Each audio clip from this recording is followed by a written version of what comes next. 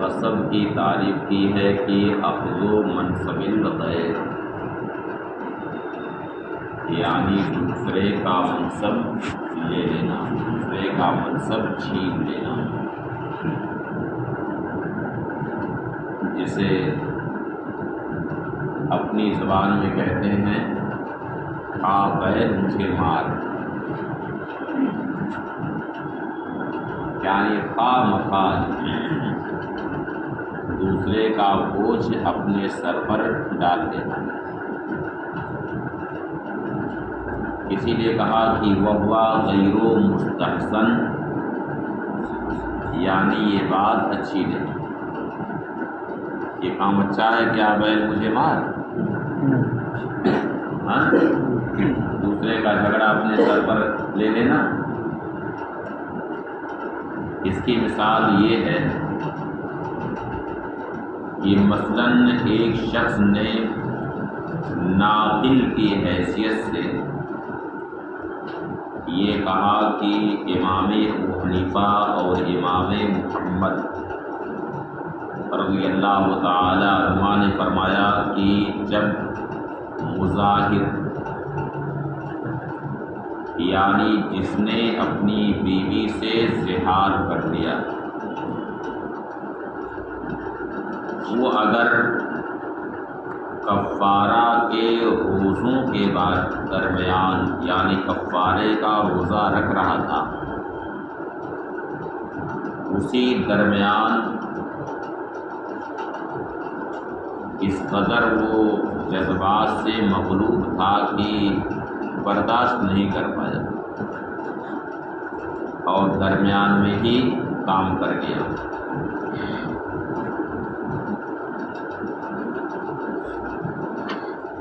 استانا، اس کو یہی نہ کہا جائے گا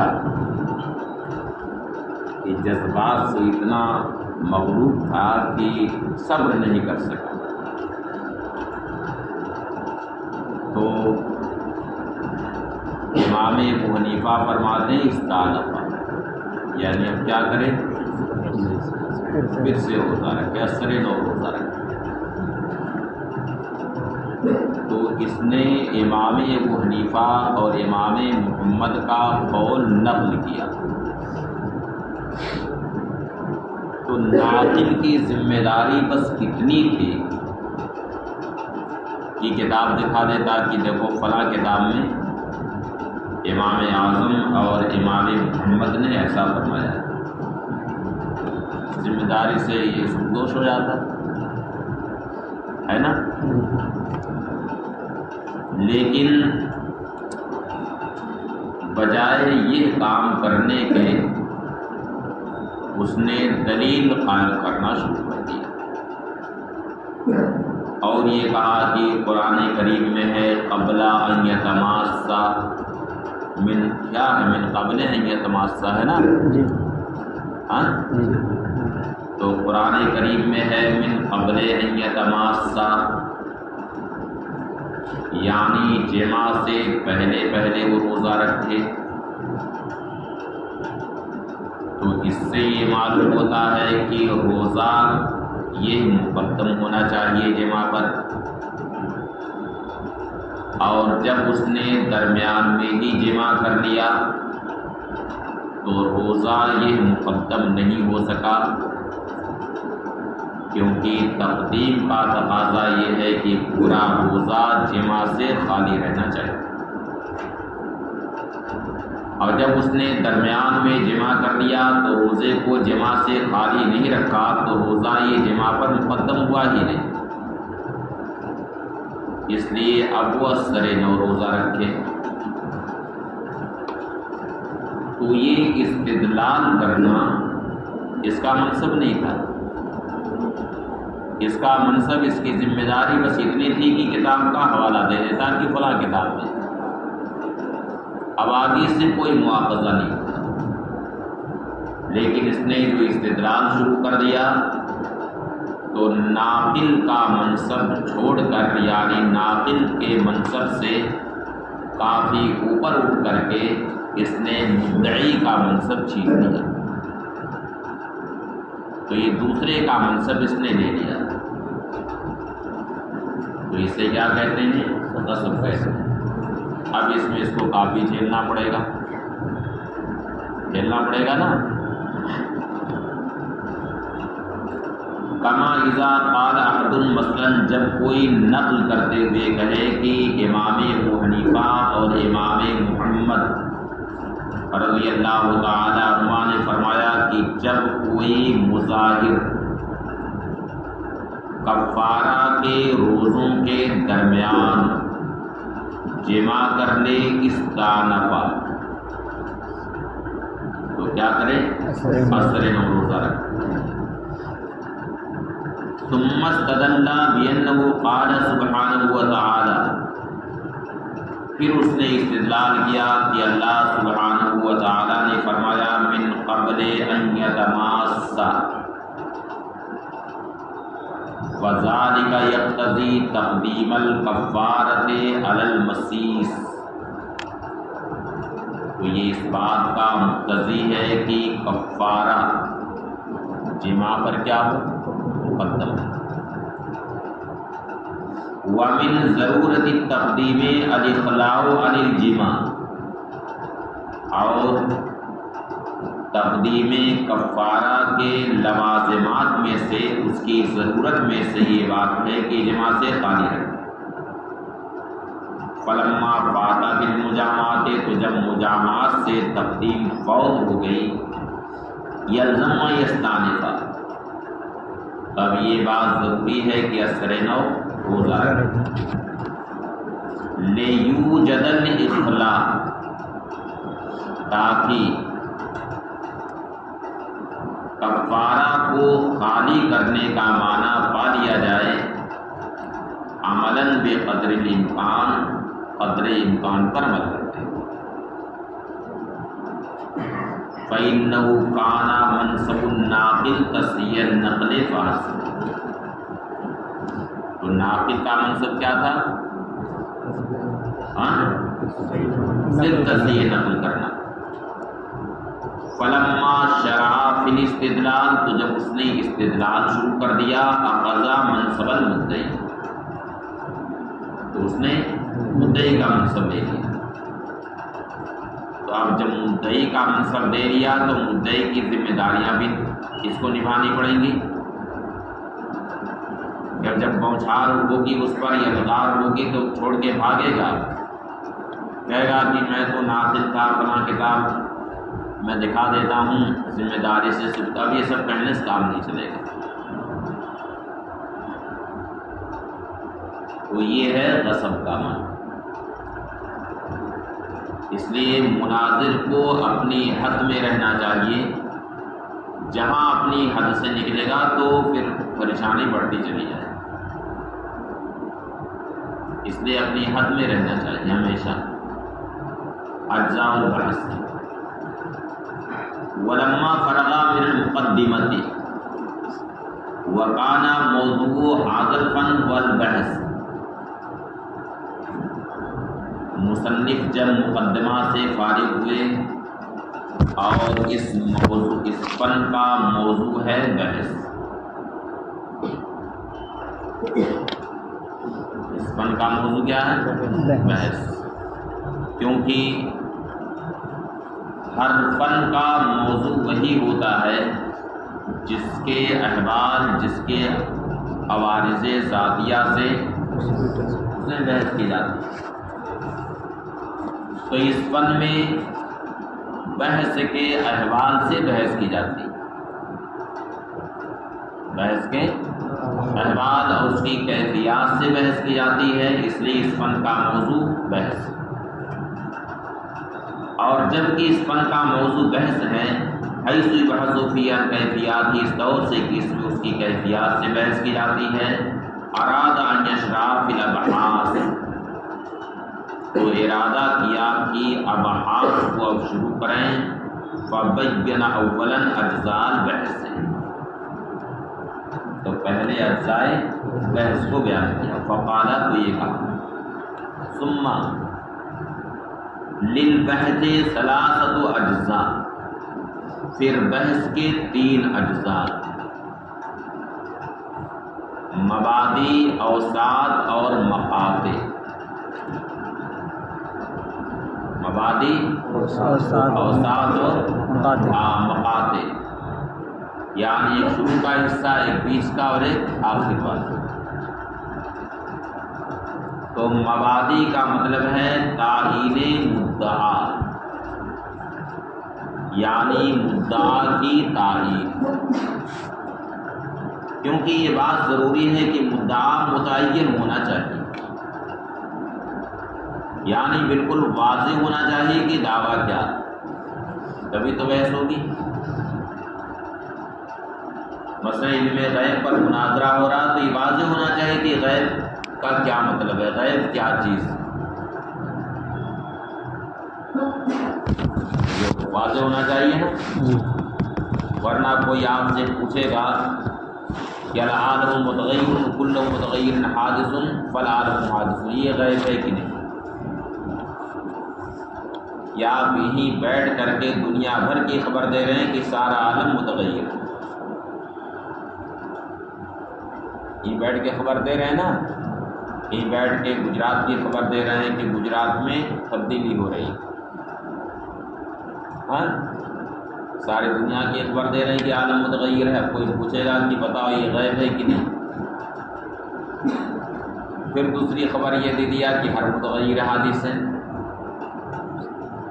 ہاں یہیں بیٹھ کر کے دنیا بھر کے سارے متغیر کی آپ خبر دے رہے ہیں، تو بتاؤ یہ غیب ہے کہ نہیں؟ یہیں بیٹھے بیٹھے خبر دے رہے ہیں کہ ڈائننگ ہال میں سنیچر کو گوشت ملے گا کھانے کو، تو یہ کل کی خبر دے رہے ہیں، بتاؤ یہ غیب ہے کہ نہیں ہے؟ متعین ہونا چاہیے نا، یہ غیب کا کیا مطلب ہے، تو متعین کیا کہ نہیں؟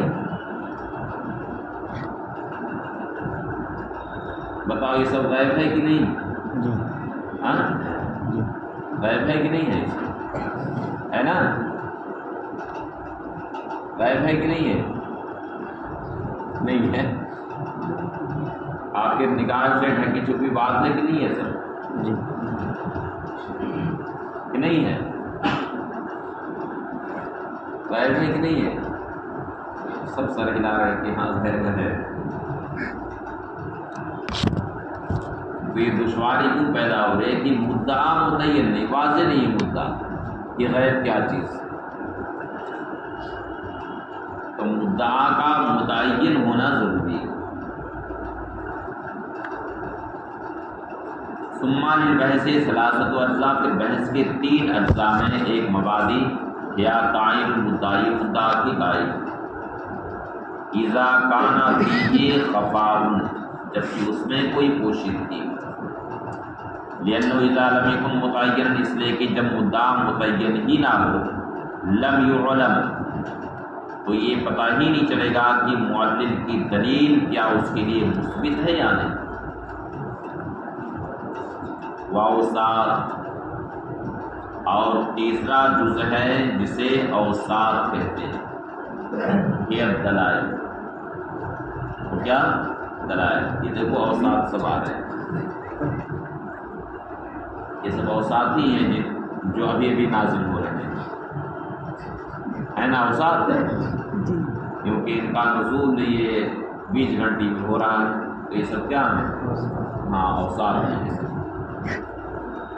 وہ اوساط، اور دوسرا جز ہے اوساط، یہ دلائل، یہ دلائل، انما سمیت اوساطن، ان کا نام اوساط رکھا گیا، لتأخرها عن تعین المدعا وتقدمها على ما ينتهي البحث الیہ، اس وجہ سے کہ یہ اوساط تعین مدعا سے مؤخر ہوتے ہیں اور منتہائے بحث پر مقدم ہوتے ہیں،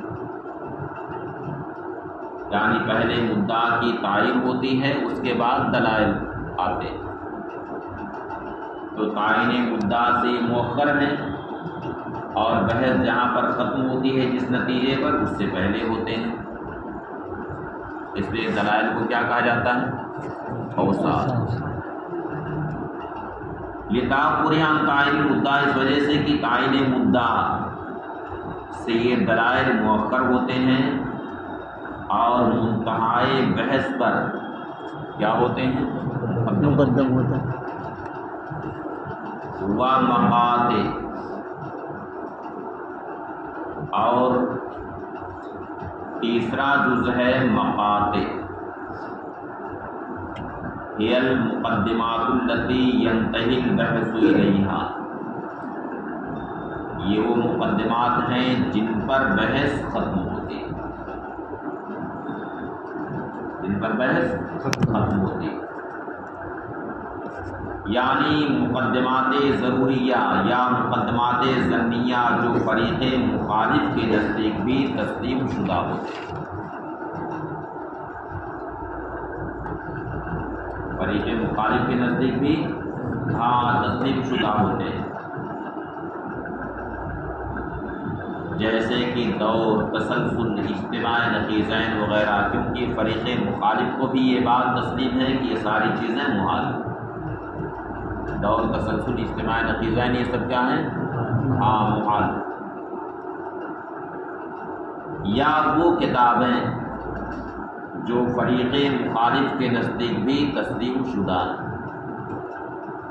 تو اگر اس کتاب سے دکھا دیا تو بحث وہیں پر ختم ہو جائے، اس لیے جو کتاب فریق مخالف کے نزدیک بھی کیا ہے؟ تسلیم شدہ ہے۔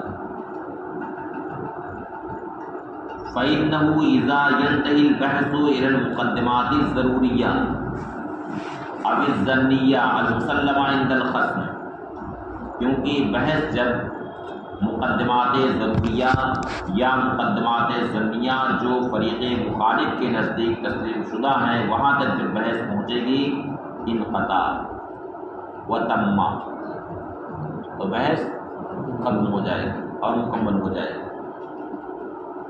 ہے نا؟ جی۔ اسی لیے جہاں تک ممکن ہو اپنے دعویٰ کے ثبوت میں عقلیات کے چکر میں نہیں پڑنا چاہیے، بلکہ جو دلائل نقلیہ ہیں انہیں کو لے آئے، اس لیے کہ دلیل عقلی پیش کرے گا تو سامنے والا بھی اپنا عقلی گھوڑا دوڑائے گا اور بحث بڑھتی چلی جائے گی، سمجھ گئے؟ تو اب مثلاً یہی ہے کہ یہ دعویٰ کیا کہ کسی کے مسئلے کا دعویٰ کیا، اب بہتر یہ ہے کہ کسی کے تعلق سے دکھا دیں، بحث وہیں پر ختم ہو جائے، اور اگر کہیں دلیل عقلی کے چکر میں پڑا تو بحث کا سلسلہ پھر طول پکڑے گا۔ ثم قال المصنف فيما نقل عنه، پھر مصنف نے اپنے منقولات میں کہا، علم ان الواجب على السائل ان يطالب اولا ما امكنه من تعريف مفردات المدعى وتعيين البحث وتمييزه عن سائر الاحوال، یعنی ایک شخص نے جو دعویٰ کیا اس دعویٰ میں جو مفرد الفاظ ہیں تو سائل اگر ان الفاظ کے بارے میں نہیں جانتا ہے اسے چاہیے کہ مدعی سے ان مفردات کی تشریح طلب کرے، ان مفرد الفاظ کی تشریح طلب کرے تاکہ مدعا کو واضح ہو جائے۔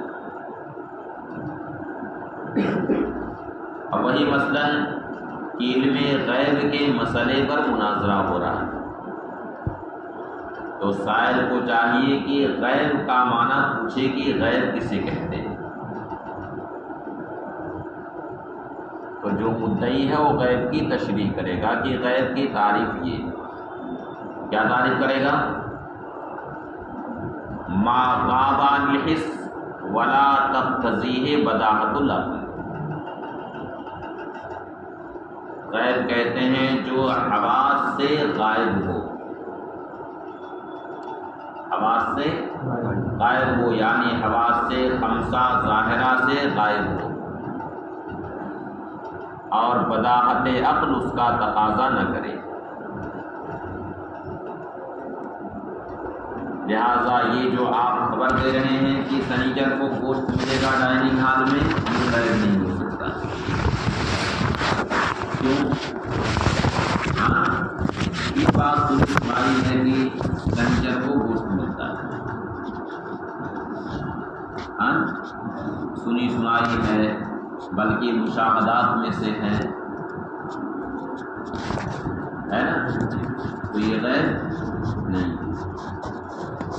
بیٹھے بیٹھے خبر دے دیا کہ عالم متغیر ہے تو یہ غیب نہیں ہے، اس لیے کہ بداہت عقل اس کا تقاضا کرتی ہے. سمجھ گئے؟ کیا لکھنے لگے؟ ہاں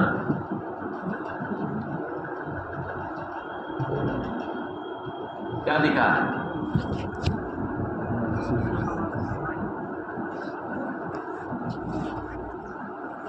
تو ایک شخص نے جو دعویٰ کیا ہے تو مدعا کے جو مفردات ہیں تو سائل پر لازم ہے کہ مفرد الفاظ کی تشریح پوچھ لے اگر نہیں جانتا، اور اگر جانتا ہے تو نہ پوچھے، کیونکہ جاننے کے باوجود اگر پوچھ رہا ہے تو اس کا مطلب کہ وہ خالی وقت ضائع کرنا چاہتا ہے یا اسے پریشان کرنا چاہتا ہے، تو مناظر نہیں ہو سکتا. سمجھ گئے؟ علم ان الواجب علی السائل ان یطالب اولا ما امکنہ من تعریف مفردات المدعا.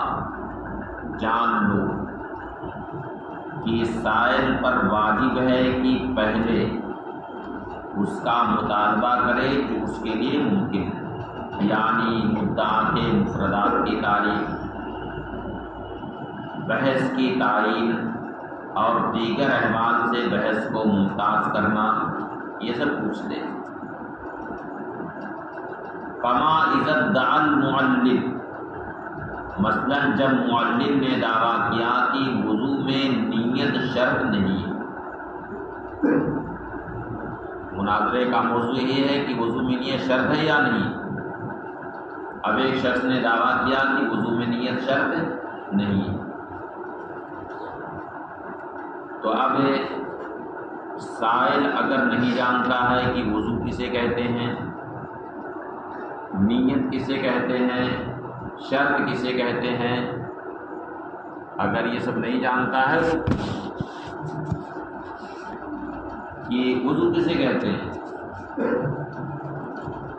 نیت کسے کہتے ہیں، شرط کسے کہتے ہیں، یہ سب پوچھتے ہیں.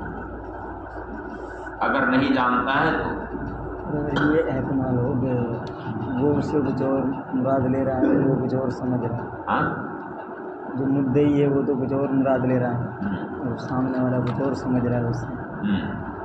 اس نے تو کہا کہ بحث کی تعین ہونی چاہیے، یہ متعین ہونا چاہیے، سب کچھ ایک دم کلیئر رہنا چاہیے، کوئی اس میں شبہ نہ رہے کسی قسم کا. اسی لیے تعین اور تمیز کی بات، یہ ہر طریقے سے بحث کا رخ متعین ہونا چاہیے. کما اذا ادعى المؤلف، مثلا جب مؤلف دعویٰ کرے کہ نیت وضو میں شرط نہیں، فینبغی للسائل ان یقول، تو سائل کو چاہیے کہ یہ کہے من نیت، نیت کیا ہے، شرط کیا ہے، وما الوضو، اور وضو کیا ہے. فقال المؤلف، اب مؤلف ان سب کی تعریف کرے گا. مؤلف کہے گا النیت قصد استباحۃ الصلاۃ، نیت کا مطلب ہے اس بات کا قصد کرنا کہ نماز پڑھنا میرے لیے مباح ہو جائے، اس بات کا قصد کرنا یعنی نماز کو مباح کرنے کا قصد کرنا، یا نیت کہتے ہیں قصد و امتثال الامر، حکم کی بجاوری کا قصد کرنا، اور شرط امر خارج یتوقف علیہ الشیء، شرط وہ امر خارج ہے جس پر کوئی شے موقوف ہو مگر اس کے اندر وہ مؤثر نہ ہو، شرط وہ ہے جس پر کوئی دوسری شے موقوف ہو مگر اس شے کے اندر وہ شرط مؤثر نہیں ہوتی۔ اور وضو کا معنی نہیں جانتا ہے تو وضو کی تعریف کر دی۔ وضو کہتے ہیں غسل اعضاء الثلاثہ یعنی 3 اعضاء کو دھونا اور سر کا مسح کرنا۔ ابھی ہو گئی تشریح، اب بحث کو یہاں پہ متعین کرنا ہے۔ ثم یقول السائل،